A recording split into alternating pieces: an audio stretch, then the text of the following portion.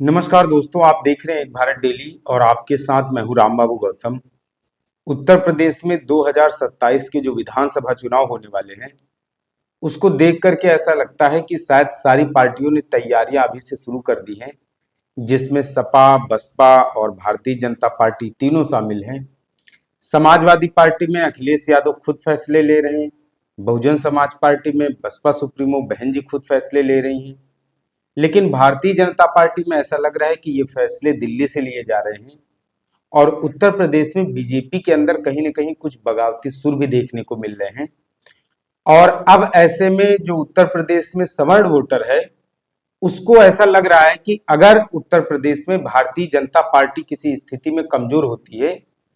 तो उत्तर प्रदेश का सवर्ण वोटर किधर जाएगा? वो समाजवादी पार्टी की तरफ जाएगा या बहुजन समाज पार्टी की तरफ जाएगा?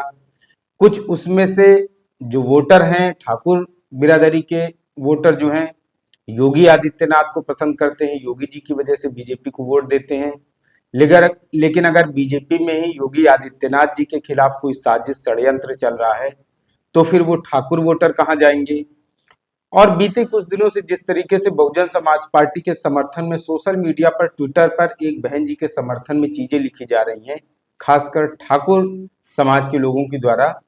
वो अपने आप में कहीं ना कहीं दर्शाता है कि बहुजन समाज पार्टी की तरफ सवर्ण वोटरों का धीरे धीरे कहीं ना कहीं रुझान बढ़ता चला जा रहा है।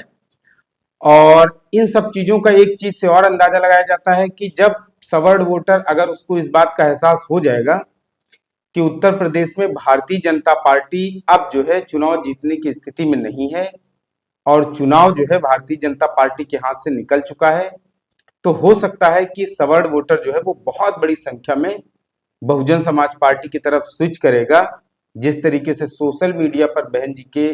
उनके शासनकाल को लेकर के 2007 से 12 के बीच में उनकी जो सरकार रही है, उन्होंने कानून के द्वारा कानून का जो राज कायम किया है, उत्तर प्रदेश में जो शांति माहौल का वातावरण उन्होंने पैदा किया था, उन सब चीजों को लेकर के याद करके सवर्ण समाज एक बार फिर से बहन जी के स्वर्णिम काल को याद कर रहा है। और 2027 का जो विधानसभा चुनाव होगा इसमें सवर्ण समाज बहुत बड़ी संख्या में बसपा के साथ आ सकता है। ऐसा क्यों होगा? उसके पीछे बहुत बड़ा कारण है, ये कारण भी मैं आपको बताता हूं। दरअसल जब रामजीलाल सुमन ने राणा सांगा को लेकर के बयान दिया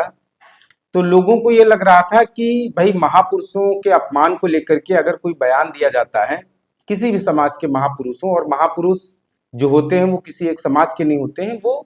पूरे देश के होते हैं, पूरे सर्व समाज के होते हैं। लेकिन राणा सांगा को लेकर के जब राज्यसभा में रामजीलाल सुमन की तरफ से बयान दिया गया तो उसके विरोध में, प्रतिकार में, उसकी प्रतिक्रिया में क्षत्रिय समाज की तरफ से, करड़ी सेना की तरफ से बहुत बड़े स्तर पर इसका विरोध हुआ। और न सिर्फ करड़ी सेना बल्कि और समाज के लोगों ने भी रामजीलाल सुमन के बयान की निंदा की कि किसी भी महापुरुष का इस तरीके से अपमान नहीं होना चाहिए, इतिहास को इतिहास रहने देना चाहिए, अतीत को अतीत में रखना चाहिए, उसे वर्तमान के साथ जोड़ करके संघर्ष नहीं शुरू करना चाहिए।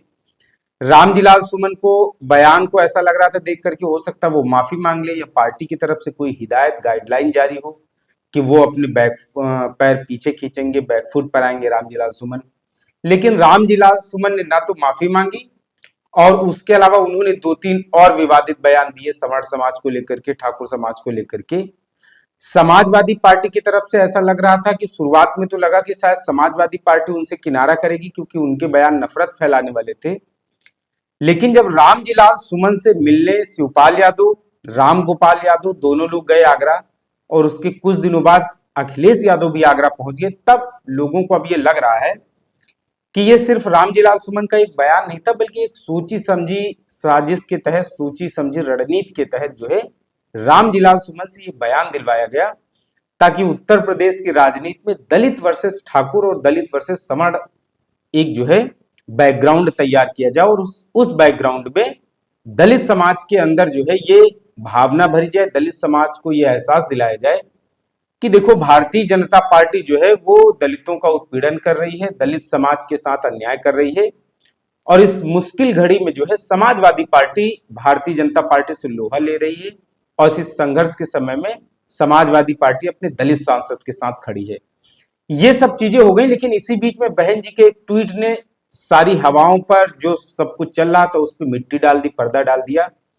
बहन जी ने कहा रामजी लाल सुमन के बयान को इत्तेफाक बहुत ज्यादा तवज्जो नहीं देनी चाहिए। रामजी लाल सुमन दलित समाज से जरूर हैं, लेकिन उनको आगे करके जिस तरीके से समाजवादी पार्टी की तरफ से जातिगत राजनीति, जाति दंगे की तरफ राजनीति को ले जाया जा रहा है, ये अपने आप में बहुत खतरनाक है। जब बहन जी का ये ट्वीट आया उसके बाद से उस ट्वीट पर समर समाज के लोगों की तरफ से बहन जी की खूब जमकर तारीफ होने लगी और लोग ये कहने लगे कि मायावती उत्तर प्रदेश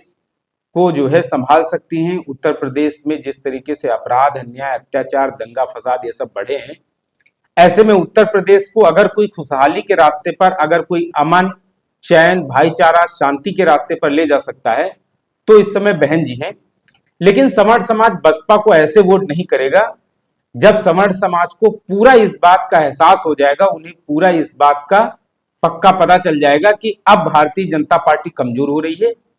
और इस समय चुनाव में जो है भारतीय जनता पार्टी इस स्थिति में नहीं है कि वो दोबारा से तीसरी बार पूर्ण बहुमत की सरकार बना पाए, तब समर समाज बहुत बड़ी संख्या में बहुजन समाज पार्टी के साथ जुड़ेगा। इसका कारण एक और मैं आपको बताता हूं। 2007 के पहले उत्तर प्रदेश में समाजवादी पार्टी की सरकार थी और उस समय क्राइम जो है वो बहुत ज्यादा बढ़ गया था और कई पुलिस अधिकारियों को बोनट पर भी बैठा के घुमाया गया था। कई बड़ी बड़ी घटनाएं भी उस समय हुई थी। स्वर्गीय मुलायम सिंह यादव जी मुख्यमंत्री हुआ करते थे। तब बहुजन समाज पार्टी ने एक नारा दिया था कि चढ़ गुंडों की छाती पर, बटन दबेगा हाथी पर, और इस नारे ने उत्तर प्रदेश में बहुत बड़ा करिश्मा किया और जो समर जातियां थी उनमें भी इस चीज का भरोसा दिलाया, एहसास दिलाया कि सुरक्षित वातावरण अगर कहीं मिलेगा तो वो बहुजन समाज पार्टी की सरकार में मिलेगा। इसके लिए धन्यवाद भी करना चाहिए कि समर समाज के लोगों ने बड़ी संख्या में बहुजन समाज पार्टी पर, बहन जी पर भरोसा भी जताया और उसके बाद जब 2007 के नतीजे आए तो 206 सीट लेकर के बहुजन समाज पार्टी पूर्ण बहुमत के साथ सरकार बनाती है। लेकिन जो नारा दिया गया था कि चढ़ गुंडों की छाती पर, बटन दबेगा हाथी पर, तो जब सत्ता में बहुजन समाज पार्टी आई, बहन जी सत्ता में आई, तो उन्होंने सबसे पहले जो है अपराधियों को ठिकाने लगाना शुरू किया और उत्तर प्रदेश में जिस तरीके से अपराध चरम पर पहुंच चुका था, जिस तरीके से गुंडे और माफिया लोगों का जीना दूभर कर रहे थे, उसके बाद बहन जी ने उत्तर प्रदेश में कानून के द्वारा कानून का राज स्थापित किया। आज फिर से कुछ उसी तरीके की स्थिति पैदा हो रही है। उस समय समाजवादी पार्टी की सरकार थी और इस समय भारतीय जनता पार्टी की सरकार थी। उस समय भी अपराध काफी चरम पर था, गुंडे और माफियाओं ने सरकार की नाक में दम कर रखा था। आज भी जो है जिस तरीके से जातिगत राजनीति हो रही है, जिस तरीके से कानून व्यवस्था पटरी से उतर रही है, जिस तरीके से जातियों में आपस में संघर्ष पैदा हो रहा है, जिस तरीके से अधिकारियों को सत्ता का संरक्षण मिला हुआ है, अधिकारी जिस तरीके से दिल्ली और लखनऊ के बीच में झूल रहे हैं, ऐसे में उत्तर प्रदेश को एक ऐसे नेता की जरूरत है जहां सत्ता एक जगह हो और उस एक जगह से अमन, चैन, भाईचारे और शांति कायम करने के लिए आदेश जारी किए जाएं और सत्ता जो अफसरशाही है उन आदेशों का पालन करे। आज इन्हीं सब चीजों की उत्तर प्रदेश को बहुत सख्त जरूरत है। तो अब उत्तर प्रदेश में बहुत सारे लोग जाति भेदभाव की राजनीति से और इन सब के अलावा जो है बहुत सारी ऐसी चीजें हैं, इन सबसे लोग ऊब चुके हैं। अब लोग चाहते हैं कि उत्तर प्रदेश में एक ऐसी सरकार आए जो अमन चैन। अब उत्तर प्रदेश के लोग चाहते हैं कि प्रदेश में एक ऐसी सरकार आए जिसमें अमन चैन हो, भाईचारा हो, शांति हो, खुशहाली हो, विकास की बात हो और जो उत्तर प्रदेश को आगे ले जा सके, उत्तर प्रदेश को दंगों के दंश से बाहर निकाल सके। उत्तर प्रदेश में जिस तरीके से जाति टकराव की घटनाएं हो रही हैं और जिस तरीके से उत्तर प्रदेश में जातियों को आमने सामने रख करके राजनीति की जा रही है, इन सब चीजों से उत्तर प्रदेश के लोग अब ऊब चुके हैं और उत्तर प्रदेश के लोग अब ऐसी सरकार चाहते हैं जो उत्तर प्रदेश को तरक्की के रास्ते पर आगे ले जाए।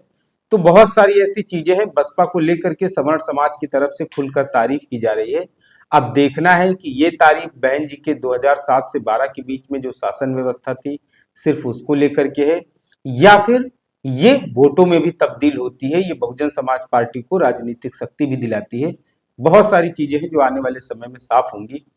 आपको ये स्टोरी, ये वीडियो एनालिसिस कैसी लगी कमेंट करके जरूर बताएं। बहुजन समाज पार्टी, आपको क्या लगता है कि 2027 में किस तरीके से वापसी कर सकती है? क्या उत्तर प्रदेश की जनता बहुजन समाज पार्टी के शासन को, बहन जी के शासन को फिर से याद कर रही है और लोग चाहते हैं कि उत्तर प्रदेश में फिर से एक बार बसपा की सरकार बने, बहन जी उत्तर प्रदेश को खुशहाली के रास्ते पर आगे ले जाएं?